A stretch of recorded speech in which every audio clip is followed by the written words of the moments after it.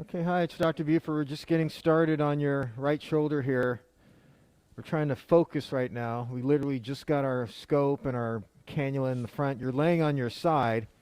This is that massive tear on the left here. Everything that you see is magnified 30 or 40 times on the screen. And as we start looking around the back of the shoulder, you see you've got a little bit of tearing here in the posterior labrum. Lift straight up on the shoulder. Here. In the grand scheme of things, that this massive retracted tear, this I don't think is the main pain generator, but it's pretty easy to smooth it out, which is what we're doing.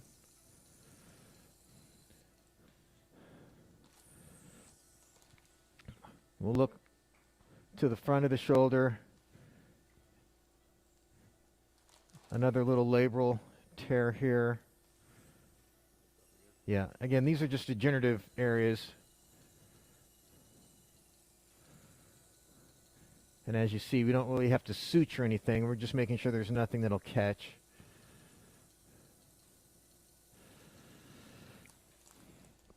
And then in terms, you can relax. And then in terms of the rotator cuff and biceps tendon, that's what we're going to look at next. Here's the biceps anchor. It's a little bit degenerative. But the good news here is the anchor actually feels pretty solid. You can see there's some cracking and fraying right at the cartilage juncture here.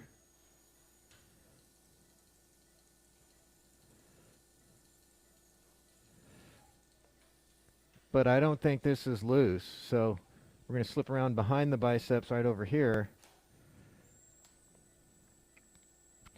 And this is where the rotator cuff is torn. So this is where we're going to be doing most of our work. We're going to change positions with your shoulder to do that, so we'll go off on the video for the moment. Okay, so we're just doing what we call a decompression. Often we don't have to do a decompression when we're doing any kind of cuff surgery, but when part of the reason for the cuff being torn is because there's a big spike of bone hanging down like this, then we do a decompression.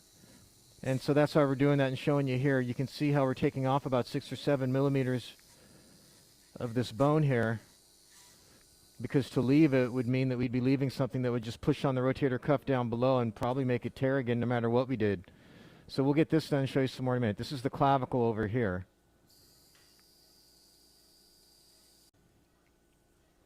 Okay, so here's the acromion at the top of the screen. It's nice and flat now. And now, as you can see here, there's nothing in the front. This is where that big spur was, right above the blue cannula, which you couldn't even see before. But now there's plenty of space here. There's nothing that's going to pinch the rotator cuff. You can see how this tear, and there's the biceps, is basically right under where the spur was, which makes perfect sense. That's what all the studies have shown, that a big spur can do that.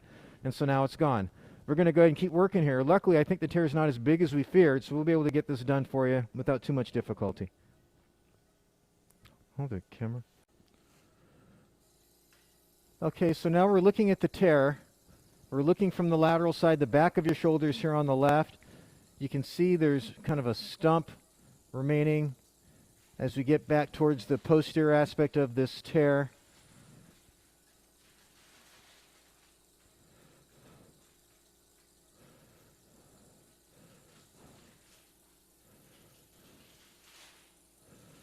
And you can see the split. This is actually part of the tendon that's split. You can see how that's not in great shape. And we're going to try and get as much of that repaired as we can. There's the biceps tendon, so we know we don't need to go any more anterior than that.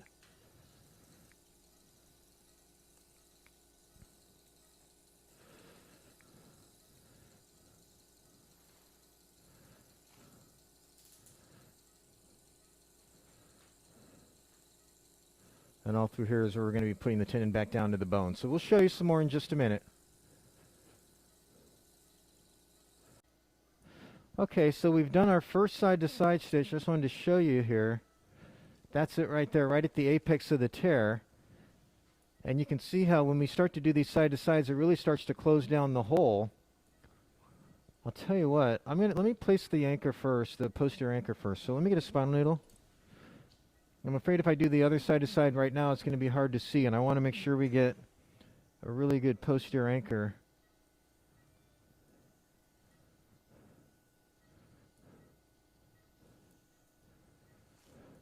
And that's going to need to come in right about here.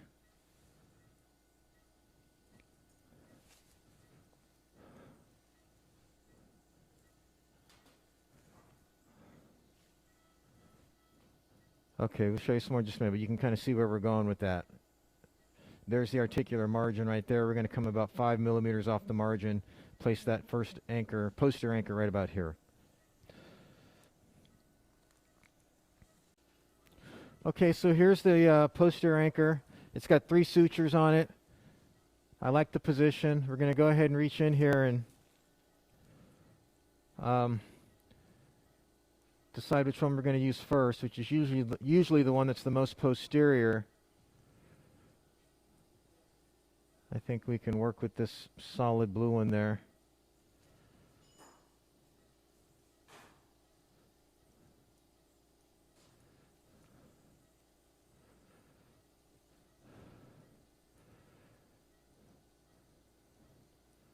So we'll take this blue ribbon first.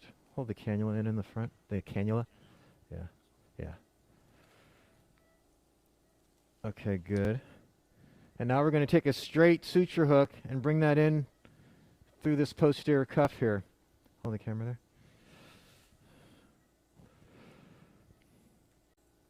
Okay, here you can see how we lift up and we're going through what we call the infraspinatus part of the tendon here. We're going to feed that through. And then we'll retrieve the relay here. And we'll keep working, show you some more in a little bit. Okay, load the ribbon. I'm sorry, not a punch. I'm sorry. We're looking good. We've tied all 3 sutures from the posterior anchor. We've got 2 side-to-sides. And you can see how there's not much hole left. We're going to place one more suture anchor, the rotator cuff suture anchor in, which does not need a punch. They're just self-punching. And we're going to use those 3 sutures to repair the rest of this. We'll probably do 1 posterior, 1 mattress, and 1 anterior.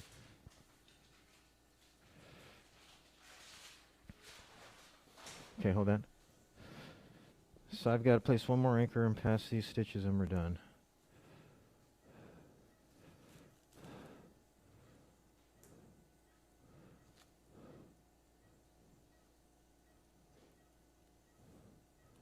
Okay, let's see the anchor. And mallet. Okay.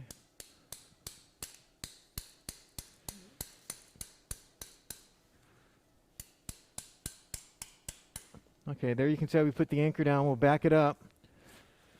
And you'll see the 3 sutures coming off of it. There they are. And that's how we place the anchor. That looks really good. We'll get these tied and show you when we're done.